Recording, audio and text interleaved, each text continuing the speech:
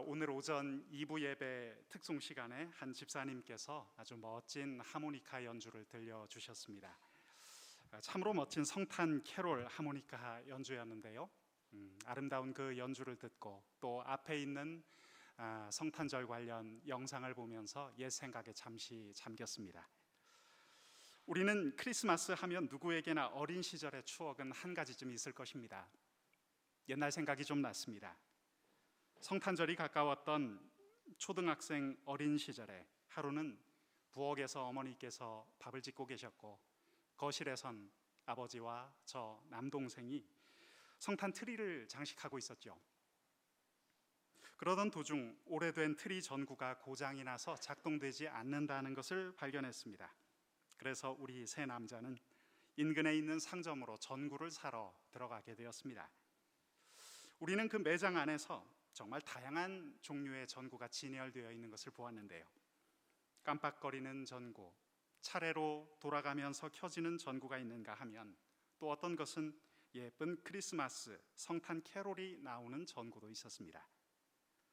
어린 시절이었지만 그것을 보면서 요즘에는 고객의 성향에 맞추어 제품을 생산하려는 노력이 참 대단하다는 생각을 하게 되었습니다. 사랑하는 성도 여러분, 교회력상 참으로 기쁜 시간 성탄절이 다가오고 있습니다. 오래전 우리 하나님께서는 자신의 백성을 즐겁게 해주실 성탄의 메시지를 주셨죠. 그런데 그 메시지는 틀이나 전구 같은 것과는 좀 달랐습니다.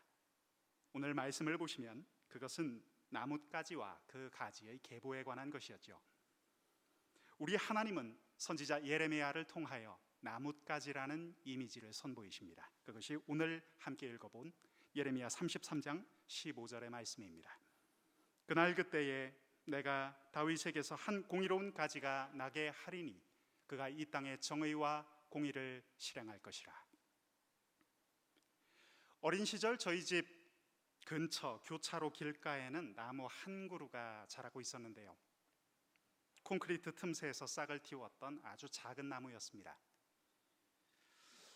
땅에서 약간 솟아있는 삼각형 모양의 콘크리트에 양보 팻말이 이렇게 박혀 있었는데 아주 작은 나무가 그 틈새에서 싹을 틔웠습니다. 황량한 아스팔트에 둘러싸여 신호등 신호에 성장이 방해받고 겨울 추위에는 제대로 자라지도 못했던 나무였죠. 그 나무는 달리는 차량이 일으키는 바람 때문에 작은 가지들이 속수무책으로 흔들리고 있었습니다. 저는 가끔 그 나무가 생각이 납니다. 네온 불빛이 비치고 음악 소리가 시끄럽던 상가에서 물건을 사서 내려오며 총총 걸음으로 걸어올 때 가끔 그 작은 나무에 눈길이 갔습니다. 어느 날인가 나뭇가지 사이에는 어디서 날아왔는지 반짝이는 트리 장식줄 하나가 걸려 있었죠. 매서운 겨울 바람이 여린 나뭇가지를 사정없이 몰아치는 가운데 깃발처럼 흔들리던 그 장식줄은 이 세상의 어떠한 화려한 장식보다도 더 분명히 성탄의 의미를 이야기하는 것만 같았습니다. 반짝이 줄은 장식품에 불과했지만 그때가 성탄절 시즌임을 알려주고 있었죠. 우리 하나님께서 이 세상의 온갖 화려한 데코레이션을 놔두시고 작은 반짝이 줄로 그 어린 나무를 장식하셨다는 것이 예사롭지 않게 다가왔습니다. 우리 하나님은 버려진 은색빛깔 반짝이 줄을 주어서 작은 가지에 걸고 그분 보시기에 아름다운 가지로 만드셨다는 생각마저 들었습니다. 사랑하는 여러분, 어쩌면 이것은 우리 하나님께서 가장 즐겨 사용하시는 전형적인 그분의 방식인지도 모르겠습니다. 버려진 것을 영화롭게 한다는 의미에서 그렇습니다. 하나님은 반짝이 줄을 나뭇가지에 걸어주셨습니다. 우리 하나님은 이 세상의 연약한 것들을 특별히 아껴주셨습니다. 우리도 인생의 어느 시점에 우리의 연약함을 경험하게 될 때가 있죠. 우리 하나님은 그 연약한 존재에 장식줄을 걸어주십니다. 우리같이 연약한 어린 가지 위에 말이죠. 사랑하는 여러분, 하나님께서 우리를 어떻게 장식하실까요?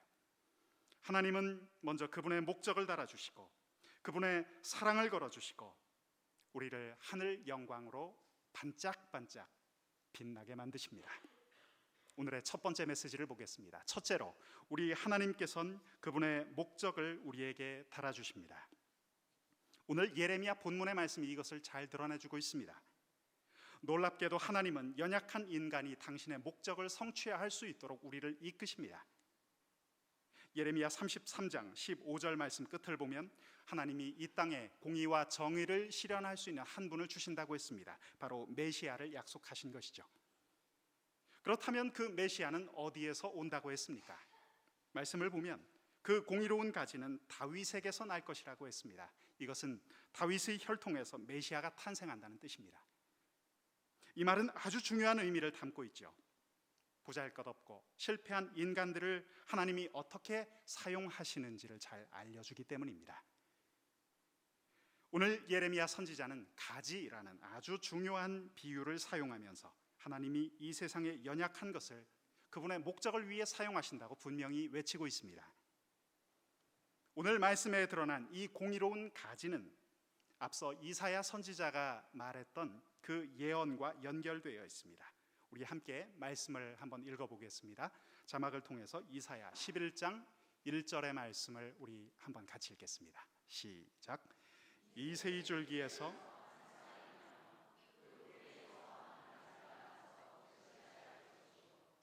혹시 여러분 마당에 있는 나무를 잘라 보신 적이 있으신지 모르겠습니다.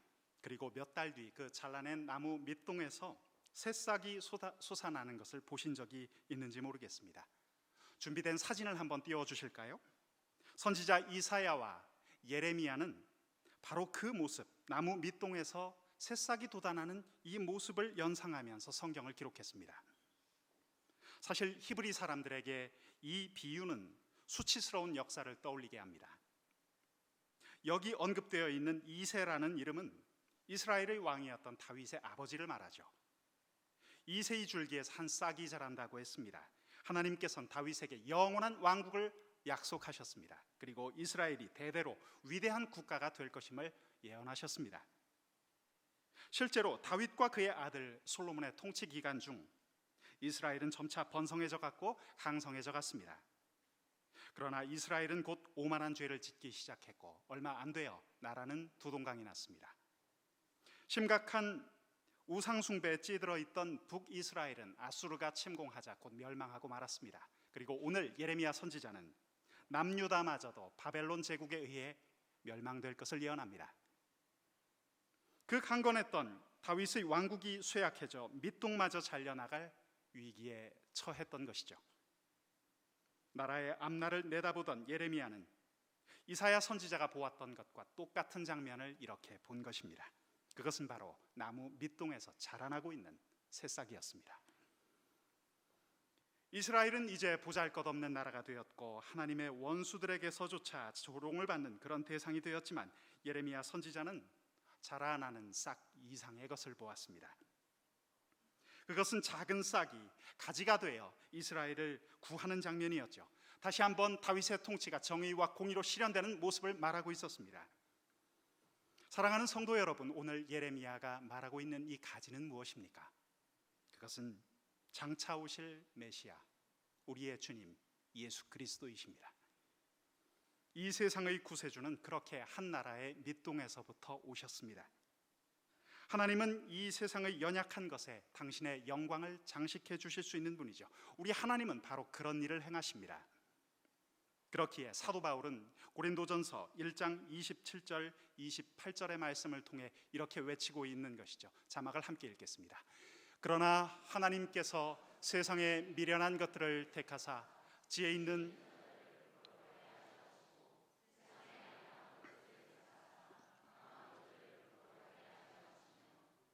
하나님께서 세상에 천한 것들과 멸시받는 것들과 없는 것들을 택하사 있는 것들을 폐하려 하시나니.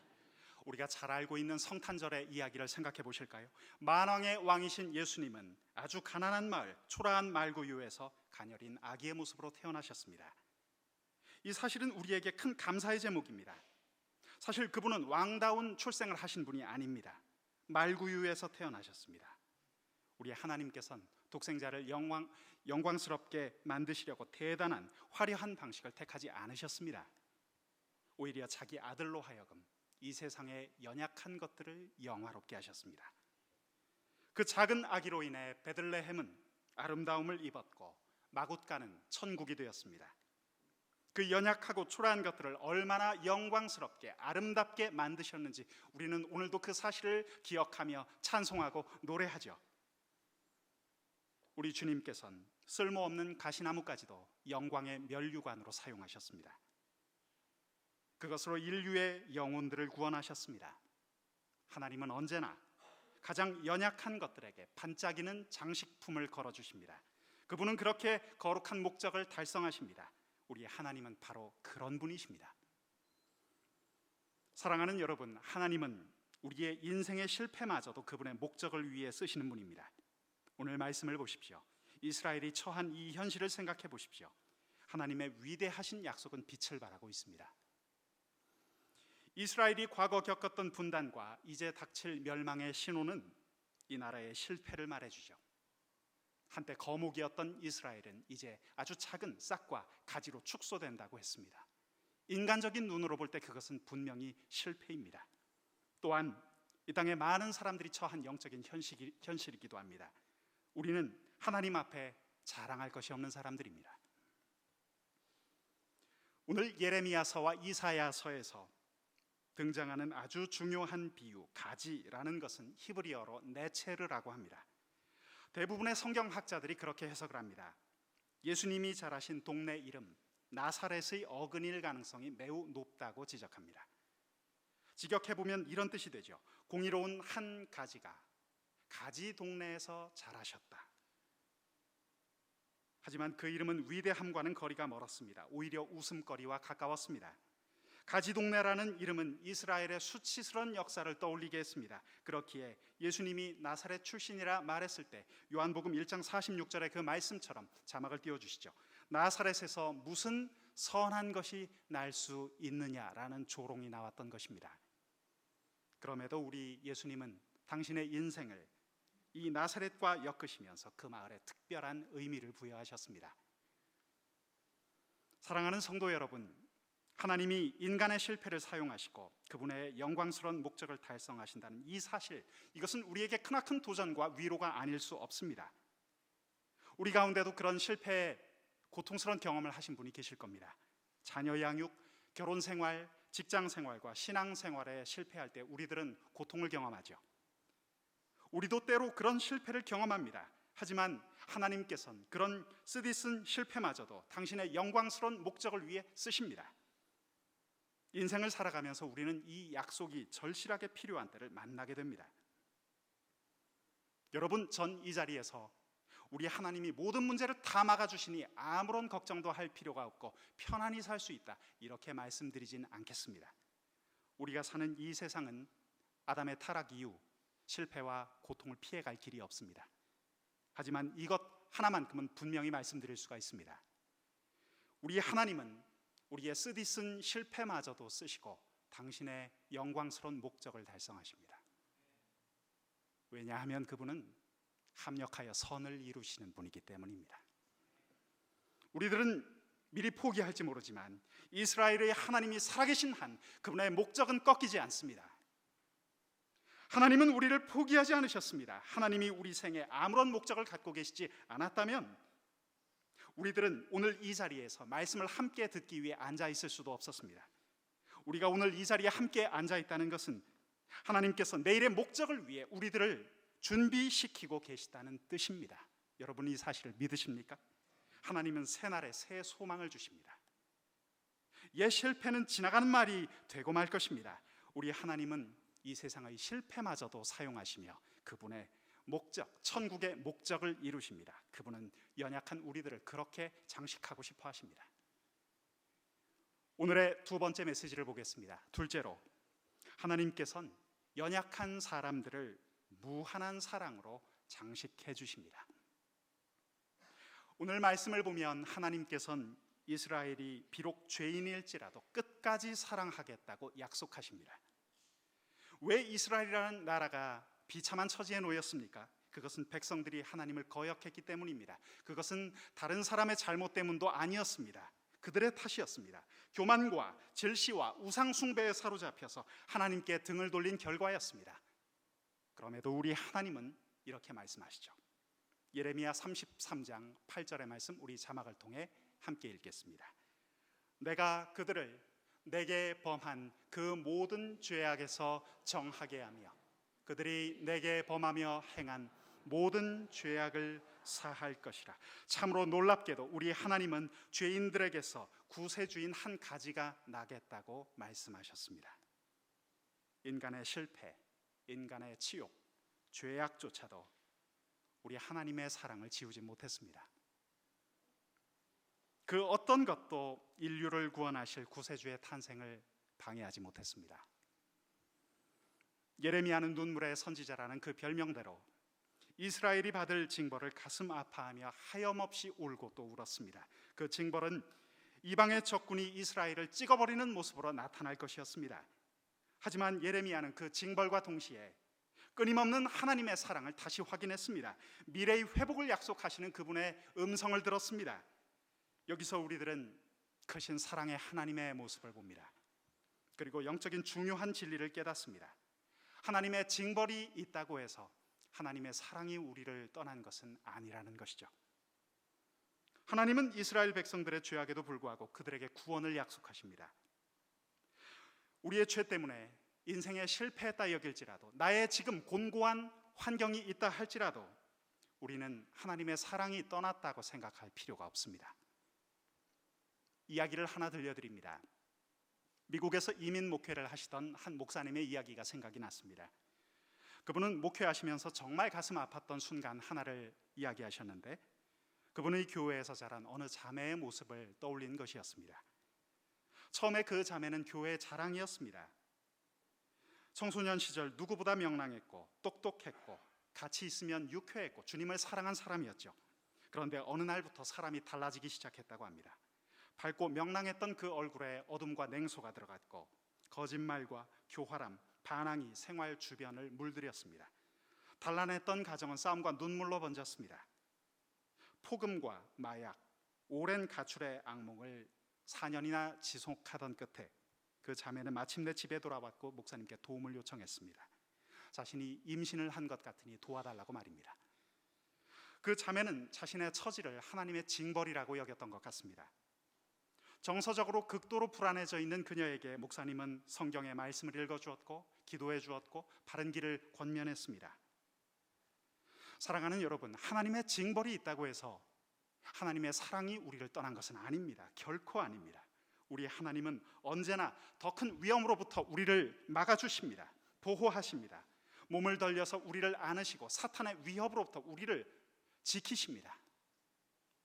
결국 그 자매는 하나님의 사랑을 다시 깨닫게 되었습니다. 자매가 아기에게 유아 세례를 받게 하려고 교회에 방문했을 때 일부 사람들은 정말 수치스럽다며 수군거렸지만 그 목사님과 교회의 많은 성도들은 자매와 아기를 품어주었다고 하죠. 목사님은 물방울을 아기 이마에 떨어뜨리며 모두를 향해 이렇게 선포했다고 합니다. 하나님께서는 연약한 우리를 무한한 사랑으로 덮어주십니다. 남녀노소를 불문하고 이 세상에는 우리를 유혹하는 것들이 많이 있습니다. 우리는 누구나 죄를 지을 가능성이 있습니다. 하나님께 때로는 징계를 받기도 합니다. 우리를 유혹하는 이 땅에 수많은 중독들이 있고 불륜 같은 문제들이 있습니다. 이 심각한 문제들이 사람들을 넘어뜨리고 하나님과 단절되었다는 착각을 불러일으키게 합니다. 죄로 인한 죄책감이 심해서 나는 이제 하나님께 더 이상 돌아갈 수가 없어, 이렇게 말하는 성도도 저는 만나보았습니다. 혹시 이 자리에 그런 무거운 죄책감으로 고통스러워하는 분이 계십니까? 사랑하는 여러분, 하나님의 크신 사랑은 여전히 우리를 덮고 있습니다. 믿으십니까? 선지자 예레미야가 우리에게 건네는 이 메시지에 여러분 귀를 기울이시기 바랍니다. 우리 각 사람의 삶 가운데 함께 하시는 하나님의 사랑이 있습니다. 이스라엘 민족 전체를 덮었던 하나님의 크신 사랑이 있습니다. 우리 하나님은 암울한 현실 가운데에서도 구원과 축복을 이끌어내시는 능하신, 전능하신 하나님인 줄로 믿습니다. 오늘 말씀의 세 번째, 마지막 메시지를 보겠습니다. 셋째로, 하나님께서는 우리를 하늘의 영광으로 반짝반짝 빛나게 하십니다. 하늘 영광으로 빛나게 하신다는 것은 무슨 뜻일까요?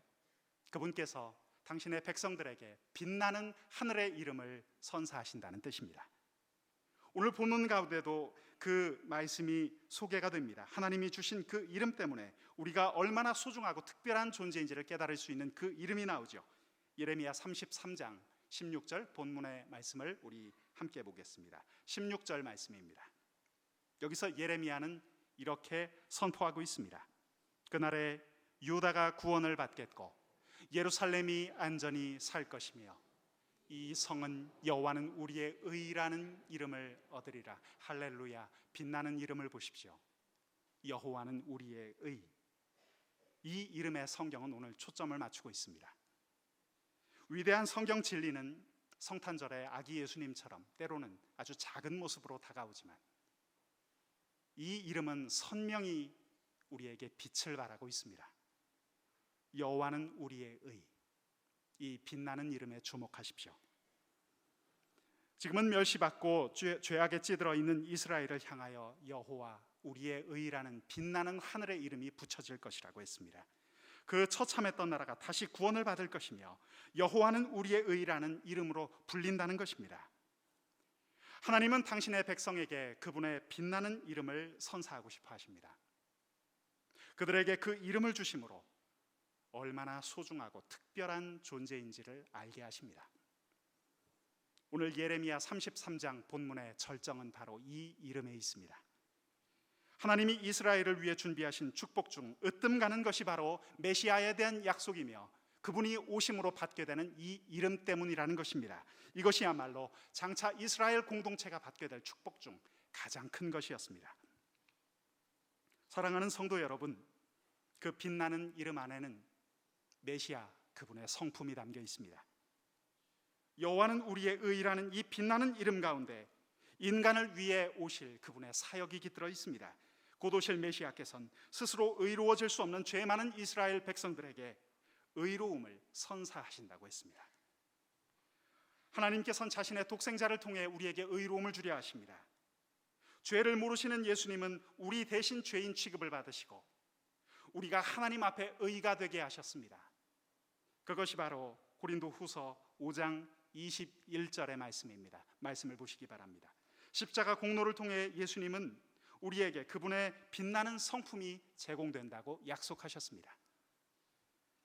사랑하는 대광교회 성도 여러분, 우리가 메시아의 의로운 성품을 받았다는 것 생각해 보십시오. 실로 엄청난 일입니다. 우리가 설교 초반에 보았던 그 사진의 이미지를 다시 한번 생각해 보시기 바랍니다. 우리는 은처럼 반짝이는 줄, 은색 빛깔의 장식품으로 크리스마스 트리를 장식합니다. 하지만 그것은 은색 빛깔의 장식품일 뿐입니다. 그것은 실제 은은 아닙니다.